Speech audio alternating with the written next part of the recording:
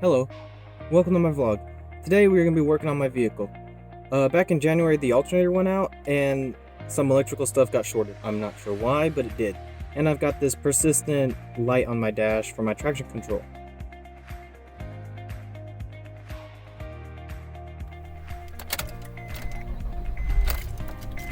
You can see here whenever I start the vehicle, there is this orange light right here that appears. And it stays on whenever I decide to drive the vehicle. Every time I start, it comes on. Now, the reason this is a problem is my traction control stability when I'm in the rain, the front wheel slip. And so I need to fix this problem. Along with that, whenever I go over 30 miles per hour, a second light comes on indicating that the traction control obviously is not working.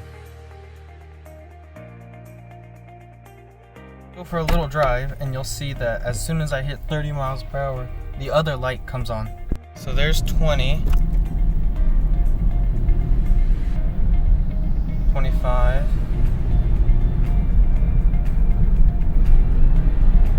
and there it is.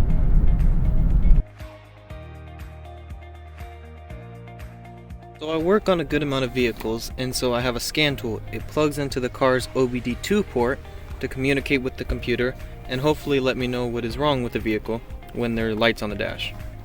Or if something's acting funky, it'll let me know. So hopefully it'll work. I'll plug this in right now and we'll find out.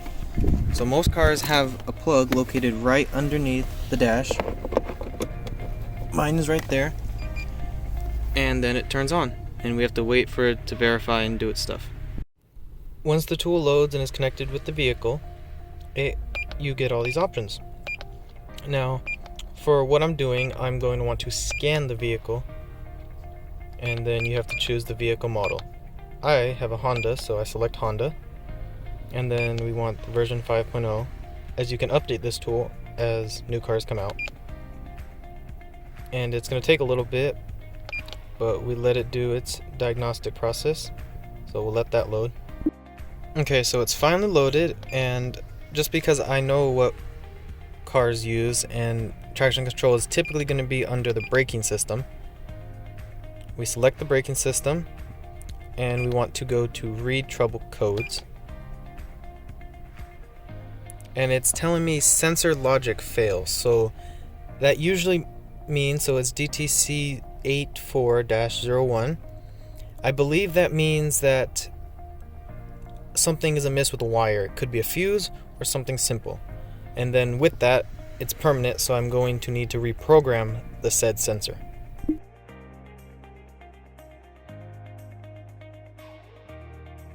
So down here there is a fuse box.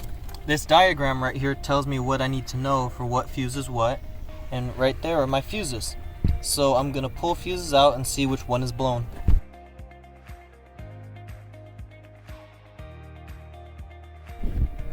While looking at the fuses located down there for the fuse box, I found a blown fuse. If you look closely in the center there, if I can get it to focus, there we go, it's not connected anymore. That is because the fuse blown due to some electrical short.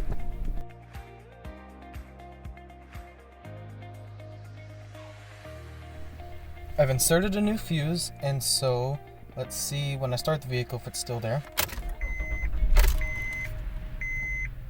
And unfortunately it still is there.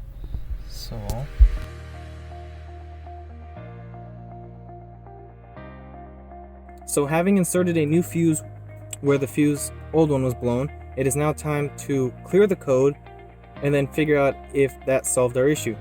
And it'll be as simple as taking my scan tool that I have and going into settings and clearing the code. I'll show you how to do that now.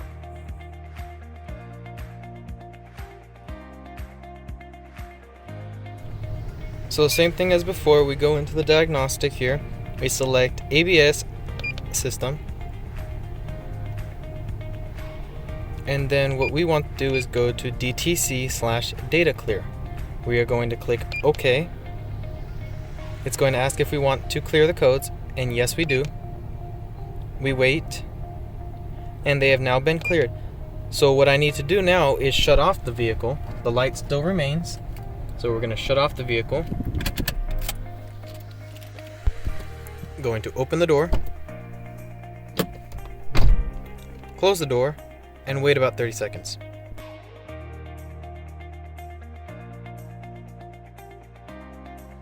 So now I'll take the key, ignition, let the pump prime, start it, and look at that. Lights are gone. So let's go for a little test drive, and I'll record when I get back.